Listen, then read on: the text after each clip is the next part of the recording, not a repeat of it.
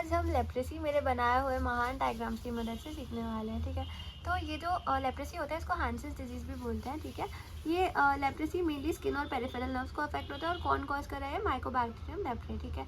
Okay, तो हम agent factors में सबसे पहले एजेंट के बारे में देखेंगे, ठीक है। तो ये सपोज लेप्रेसी ये है कैसा? रॉड शेप का है, ठीक है।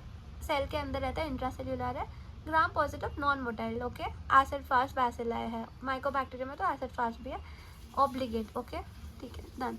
तो ये हो गया। अब इंक्यूबेशन पीरियड इसका बहुत ज़्यादा लंबा है, ठीक है। एंड क्योंकि इसका जो डबलिंग टाइम है वो बहुत स्लो है, मतलब एक को दो होने में इसको 12 से 14 दिन लगते हैं, ठीक है।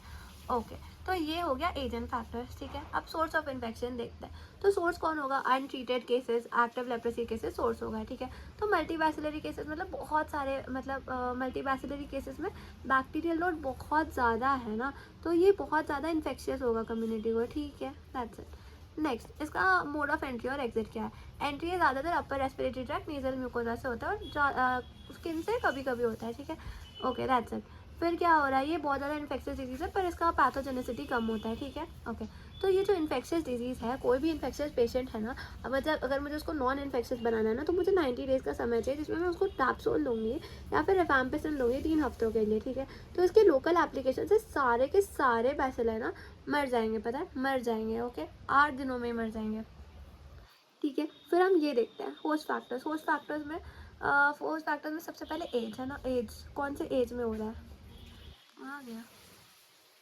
हाँ, तो कौन से एज में होता है ये? ज़्यादातर 20 years to 30 years, okay, maximum incidence.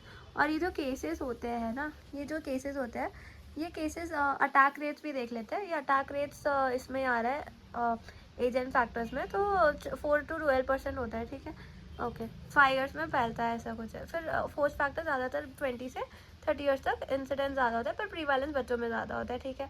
और वो ज़्यादातर फैलाते भी है, तो मेल्स में ज़्यादा होता है पूरे रीजन्स ऑफ द वर्ल्ड में, इंसिडेंस प्रीवैलेंस दोनों, ठीक है। फिर यहाँ पे क्या है? यहाँ पे है cell mediated immunity, protective immunity होती है, ठीक है, acquired through subclinical infection, या तो बीसीजी वैक्सीनेशन या तो इन्फेक्शन की वजह से।